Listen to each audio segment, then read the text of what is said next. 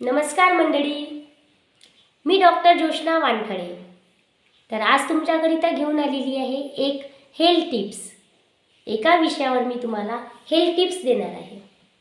जो मी विषय निवडलेला आहे तो माझ्याकरिता अत्यंत जिव्हाळ्याचा आहे, रॅदर दॅन सर्व स्त्रियांना जिव्हाळ्याचा आहे.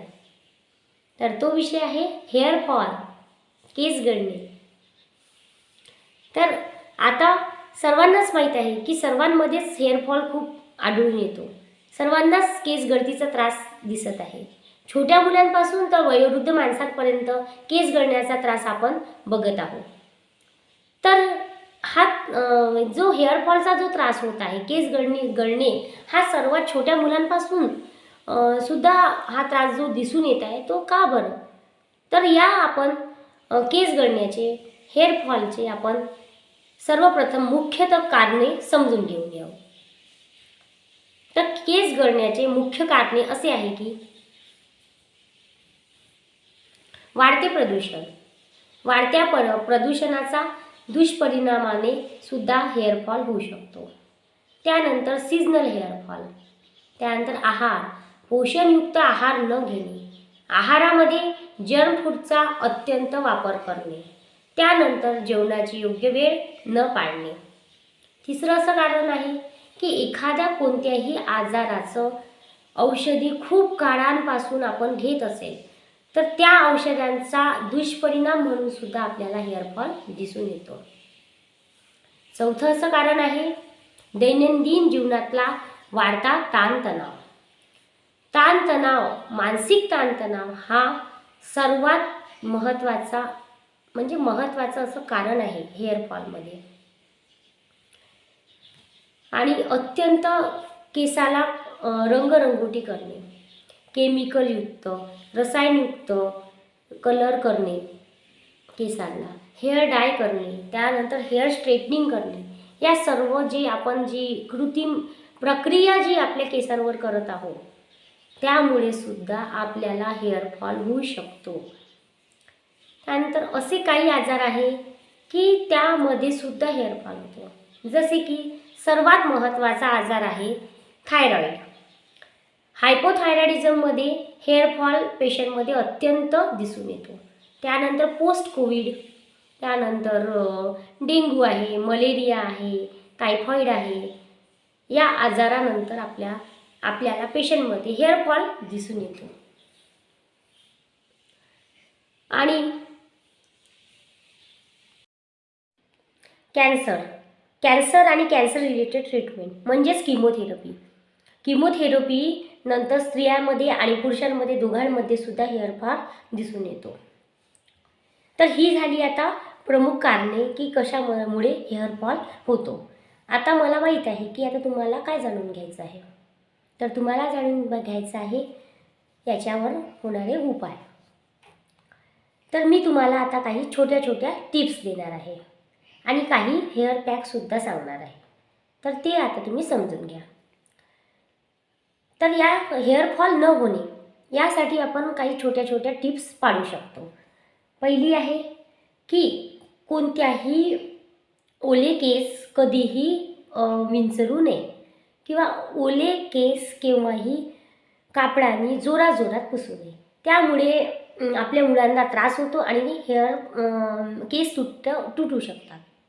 दुसरं आहे अत्यंत गरम पाण्याने केस धुणे. अत्यंत गरम पाण्याने केस धुणे टाळावेत. त्यामुळे हेअर पोर्स जळू शकतात आणि त्यानंतर आपले केस निस्तेज होऊ शकतात, शुष्क होऊ शकतात. केसांसाठी जो आपण शॅम्पू वापरतो, मुख्यतः तर शिकाकाई खूप बेस्ट आहे केसांसाठी. शिकाकाईंनी केस धुणे, परंतु आता सर्व लोक शॅम्पूच वापरतात.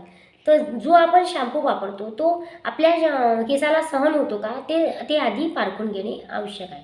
त्यानंतर जो शॅम्पू वापरतो तो डायरेक्ट आपण आपल्या स्काल्पला लावायचा नाही. आपल्या डायरेक्ट स्काल्पला त्याचा वापर नाही करायचा. तर तो वाला शॅम्पू आपण पाण्यामध्ये आधी विरघळून घ्यायचा आणि त्यानंतर आपले केस धुवायचे. त्याने आपले केसांना कसं हेअर पोर्सला प्रॉब्लेम नाही होणार. आणि मग राहिलं ताणतणाव, दैनंदिन ताणतणाव. तर तुम्ही म्हणाल की मॅडम आम्ही ताणतणाव तर कमी करू शकत नाही, कारण की ताणतणाव कशाचा पण असू शकतो, घरातल्या कामाचा असू शकतो, ऑफिसचा असू शकतो किंवा कोणत्याही गोष्टीचा असू शकतो. तर बरोबर आहे, मी मान्य करते की ताणतणाव आपण कमी करू नाही शकत, परंतु आपण त्या ताणतणावामुळे जे दुष्परिणाम होतात शरीरावर ते कमी करू शकतो. ते कसे कमी करायचे? तर आपण प्राणायाम करू शकतो, योगा करू शकतो, मेडिटेशन करू शकतो आणि ज्या ताणतणाव निर्माण करणाऱ्या ज्या काही गोष्टी आहे ते दुसऱ्याकडे व्यक्त करून आपण व्यक्त केल्यामुळे सुद्धा ताणतणाव खूप सारा प्रमाणात कमी होतो. आपण थोडं मेंटली रिलॅक्स होतो आणि त्याचा परिणाम आपल्या केस गळण्यावर नक्कीच आढळून येतो. तुमची केस गळती तुम्ही ऑब्झर्व कराल तर तुमची केस गळती कमी झालेली दिसेल तुम्हाला. जर आहार व्यवस्थित असणे अत्यंत गरजेचे आहे. तर तुम्ही आहार हा व्यवस्थित समतोल आहार घेतला पाहिजे, पोषक आहार घेतला पाहिजे, तरच तुमची त्वचा आणि तुमचे केस आणि तुमचं शरीर हे निरोगी राहील. जर तुमचा आहार व्यवस्थित नसेल तर तुम्ही वरून कोणतीही ट्रीटमेंट केली, कितीही शॅम्पू वापरले, काहीही चांगलं तेल लावलं तरीही त्याचा तुम्हाला योग्य तसा फायदा होणार नाही. म्हणून आहारामध्ये तुम्ही हिरव्या पालेभाज्या, फळे, त्यानंतर स्निग्ध पदार्थाचा जास्तीत जास्त प्रमाणात उपयोग केला पाहिजे. त्यानंतर केसाची वाढ योग्यशीर होण्याकरिता कॅल्शियम आवश्यक आहे आणि ओमेगा 3 फॅटी ॲसिड आवश्यक असतात आणि त्याचप्रमाणे किरॅटिन हे जीवनसत्व आवश्यक असतात. तर कॅल्शियम, ओमेगा 3 फॅटी ॲसिड आणि किरॅटिनयुक्त आहार घेणे अत्यंत गरजेचे आहे जर तुम्हाला निरोगी केस पाहिजे. यंग मुलींमध्ये केस गळती जेव्हा आपल्याला दिसून येते तर आधी आपण पाहायला पाहिजे की त्या पाणी कसं घेतात, कारण की पाण्याचं प्रमाण जर कमी असेल तर केस खूप गळतात आणि केसाची वाढसुद्धा व्यवस्थित होत नाही, केस निस्तेज होतात. म्हणून दिवसातून आपण 7 ते 8 कमीत कमी 7 ते 8 ग्लास पाणी आपण घ्यायला पाहिजे. त्यामुळे आपले केस तेजवान होतात आणि केसाची वाढसुद्धा व्यवस्थित होते. तर आता हे झाले सर्व टिप्स केस गळती थांबण्यासाठी. आता आपण काही हेअर पॅक्स पाहू. मोशन हे आपल्या तेलामुळे मिळतं, म्हणून आठवड्यामधून आपण 3दा तरी केसाला आपल्या तेल लावून सर्क्युलर मोशनने आपल्या स्कॅल्पला मसाज करायची आहे. तर आपण कोणतं तेल वापरू शकतो? आपण केसासाठी खोबऱ्याचं तेल, तिळाचं तेल आणि सरसोचं तेल आलटून पालटून वापरू शकतो. जर तुमचे केस अत्यंत शुष्क झाले असतील, निस्तेज झाले असतील, म्हणजेच तुमच्या केसाला व्हिटॅमिन केची आवश्यकता आहे. त्यामुळे व्हिटॅमिन के हे तिळाच्या तेलामध्ये जास्त असतं, म्हणून आपण त्यावेळेस तिळाच्या तेलाचा वापर केला पाहिजे मसाजकरिता. परंतु तिळाचे तेल हे केवळ हिवाळ्यामध्येच वापरणं योग्य ठरेल, कारण की ते अत्यंत गरम असते. म्हणून आलटून पालटून तुम्ही सरसो खोबरेल तेल वापरावे. तेलामध्ये कोणतेही सुगंधी द्रव्य टाकू नये किंवा कोणत्याही केमिकलयुक्त औषधीचा वापर करणे टाळावे. आता राहिलं तर पॅकबद्दल. तर मी तुम्हाला आता हेअर पॅक हे 3 हेअर पॅक सांगणार आहे. त्यातूनच ते पॅक्स आपण बनवू शकतो. तर त्या पॅकमध्ये आहे प्रथमतः कांद्याचा रस. तर कांद्याचा रसाचा आपण उपयोग करून एक पॅक बनवू शकतो. तर आता आपण ॲडव्हर्टाईजमध्ये तर आपण बघतच आहे की किती नवीन नवीन शॅम्पू आलेले आहे. कांद्याचा शॅम्पू, त्यानंतर मग ओनियन शॅम्पू, त्यानंतर मेथीयुक्त शॅम्पू, आवळायुक्त शॅम्पू, हे असं आता जे निघालेलं आहे हे आपल्याला आधीच पूर्वजांनी जे घरगुती उपाय सांगितलेले आहे तेच आहे. तर आपल्या केसासाठी कांदा हा अत्यंत उपयोगी आहे. कांदा किसून आपल्या पॅराशूट तेलामध्ये मिक्स करून घ्यायचा आणि ते एकदा उकडून घ्यायचा, म्हणजे अर्धा करायचा आणि ते आपण आपल्या केसाला लावू शकतो. त्याने आपली केसाची वाढसुद्धा चांगली होईल, केस तेजवान होतील आणि त्यातला कोंडासुद्धा जाईल. जर कांदा नसेल तर कांद्यापेक्षा जे कलोंजी राहतात, म्हणजे कांद्याच्या बिया, ज्या काळ्या छोट्या छोट्या ज्या कांद्याच्या बिया राहतात ना, ते तुम्ही रात्रभर पॅराशूट तेलामध्ये भिजवून ठेवायच्या आणि त्यानंतर दुसऱ्या दिवशी ते तेल उकडून घ्यायचं आणि त्यानंतर त्या तेलाने तुम्ही रोज म्हणजे आठवड्यातून 3दा तरी तुम्ही मसाज करावी केसाला, तर तुम्हाला जास्त चांगल्या प्रकारे रिझल्ट मिळेल. तर तुम्ही म्हणाल की आता मॅडम आम्हाला कलोंजी मिळतच नाही आहे, तर मग अशा वेळेस तुम्ही कांद्याचा रस किसून घ्यायचा आणि मी तुम्हाला जे आधी सांगितलं आहे त्याप्रमाणे तुम्ही केसाला कलर करणे टाळावे. जर कलर करायचेच असेल तर ते नॅचरल पद्धतीने करावे, म्हणजेच मेहंदी वापरून. मेहंदीमध्ये बंडूर भस्माचा उपयोग जर केला तर ते अत्यंत लाभकारी आहे. मेहंदीमध्ये तुम्ही रिठाच टाकू शकता, त्यानंतर शिकेकाईसुद्धा टाकू शकता, आवळा पावडर टाकू शकता. मग मेहंदीमध्ये तुम्ही दही घालून किंवा लिंबाचा रस घालून तेल, कोणत्याही प्रकारचे तेल मिक्स करून जर तुम्ही मेहंदी लावली तर तुमचे केस कोरडे राहणार नाही, तुमच्या केसाची वाढ छान होईल, तुमचे केससुद्धा काळे होतील आणि त्याचं पोतसुद्धा सुधारेल. आणि कोणतेही केमिकल किंवा रसायन नाही आहे, त्यामुळे केस खराबसुद्धा होणार नाही. म्हणून कलर जर करायचा असेल तर नॅचरल वेनी मेहंदी वापरून करावा. मेहंदी तुम्ही लोखंडाच्या कढईमध्ये सुद्धा भिजवून घेऊ शकता, ते सुद्धा खूप चांगले राहील. मेथीचा पॅक कसा बनवायचा? तर मेथी ही आदल्या दिवशी भिजत टाकायची पाण्यामध्ये, त्यानंतर दुसऱ्या दिवशी त्याचं पाणी जे आहे ते खोबऱ्या तेलामध्ये मिक्स करून 2 तास आधी आपल्या केस धुण्याआधी लावावे.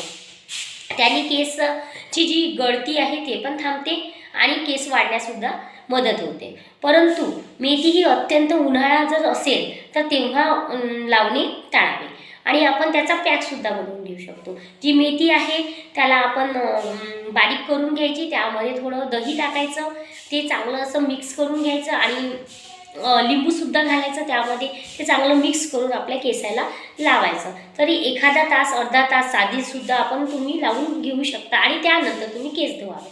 त्याने तुमचे केस हे त्यात तुमच्या केसातला कोंडा जाईल, केस काळे होतील, केसाला एक चमक येईल आणि तुमचं जे केसाचं जे पोत आहे ते मुख्यत्वे सुधरेल. तर हा झाला दुसरा मेथीचा पॅक.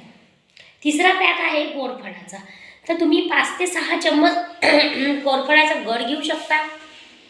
5 ते 6 चम्मच कोरफडाचा गर घ्यायचा, त्यामध्ये 1 व्हिटॅमिन ईची टॅबलेट मिक्स करायची आणि त्याला चांगलं फेटून घ्यायचं आणि त्यामध्ये अर्धा कप हे पाणी मिक्स करायचं आणि मग ते आपल्या केसाला लावायचं आणि अर्धा तास किंवा 1 तासानंतर आपले केस धुवून टाकायचे. त्याने सुद्धा तुमच्या केसाचं पोत खूप जास्त सुधारेल. जर तुम्हाला आता तुमच्या केसाला कलर करणे टाळावे.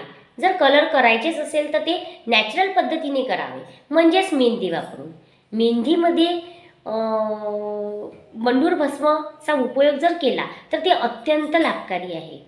मेहंदीमध्ये तुम्ही रिठाच टाकू शकता, त्यानंतर शिकेकाईसुद्धा टाकू शकता, आवळा पावडर टाकू शकता. मग मेहंदीमध्ये तुम्ही दही घालून किंवा लिंबाचा रस घालून तेल, कोणत्याही प्रकारचे तेल मिक्स करून जर तुम्ही मेहंदी लावली तर तुमचे केस कोरडे राहणार नाही, तुमच्या केसाची वाढ छान होईल, तुमचे केससुद्धा काळे होतील आणि त्याचं पोतसुद्धा सुधारेल. आणि कोणतेही केमिकल किंवा रसायन नाही आहे, त्यामुळे केस खराबसुद्धा होणार नाही. म्हणून कलर जर करायचा असेल तर नॅचरल वेनी मेहंदी वापरून करावा. मेहंदी तुम्ही लोखंडाच्या कढईमध्ये सुद्धा भिजवून घेऊ शकता, ते सुद्धा खूप चांगले राहील. केसांची गळती आणि त्यावरील उपाय. जर ही माहिती तुम्हाला आवडली असेल तर माझ्या व्हिडिओला सबस्क्राईब करा, लाईक करा, शेअर करा. धन्यवाद.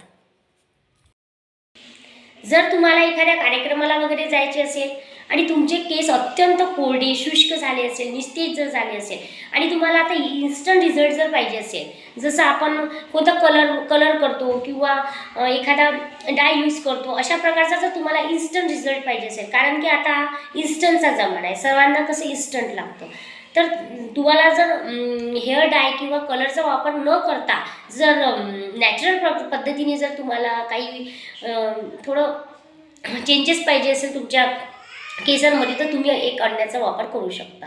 अंड्यामध्ये जो पांढरा भाग आहे तो काढून घेऊन त्याला चांगलं फेटून तुम्ही तुमच्या केसाला लावा, अर्धा तास ठेवा केस धुण्याआधी आणि केस धुवून टाका. तर तुमचे केसाला अत्यंत चमक येईल आणि तुमचे केस जे कोरडे पडले असतील ते कमी होईल आणि एक चमक आल्याने तुम्हाला चांगला रिझल्ट मिळू शकतो अंड्यामुळे. तो म्हणजे इन्स्टंट झाला. आता जे काही मी हे पॅक सांगितलेले आहे किंवा हे उपाय सांगितले आहे, हे तुम्हाला असे केमिकलसारखे तुम्हाला याचे रिझल्ट मिळणार नाही. तुम्हाला जे उपाय मी सांगितले हे तुम्हाला एकदा तरी आठवड्यातून एकदा तरी करावे लागेल. म्हणजे तुमच्या या उपाय करण्यात कसं सातत्य लागेल तरच तुम्हाला याचे फायदे दिसून येतील. जर तुम्ही म्हणाल की मी एकदा करते आणि सोडून देते तर असं होणार नाही. कारण की हे केमिकल नाही आहे किंवा हे कलर्स नाही आहे की एकदा तुम्ही लावा आणि एकदम तुम्हाला याचा रिझल्ट मिळेल, असं होणार नाही. तर तुम्हाला यामध्ये सातत्य ठेवावं लागेल. त्यामध्ये तुम्हाला आहारसुद्धा बघावा लागेल आणि तुमचा ताणतणावसुद्धा कमी करावा लागेल. तर हे झाले यावरचे उपाय. आता या सर्व गोष्टी करूनसुद्धा तुमची केस गळती जर थांबत नसेल तर मग काय करायचं पहा. ॲज अ होमिओपॅथिक कन्सल्टंट मी तुम्हाला सांगू इच्छिते, जर तुमची या व्यतिरिक्त जरी हे सर्व उपाय करूनसुद्धा हे सगळ्या टिप्स फॉलो करूनसुद्धा जर तुमची केस गळती थांबत नसेल तर यामागे कोणत्याही एखाद्या क्रॉनिक आजाराचं कारणसुद्धा असू शकतो.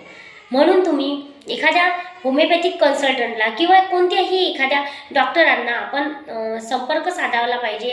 आपला हे घरगुती जर उपाय जर फायदेशीर नाही ठरले तर तुम्ही एखाद्या डॉक्टरला कन्सल्ट करू शकता आणि तुमची केस गळतीचा उपाय तुम्ही करायला पाहिजे.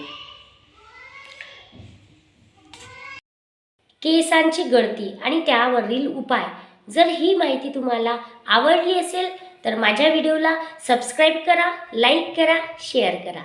धन्यवाद.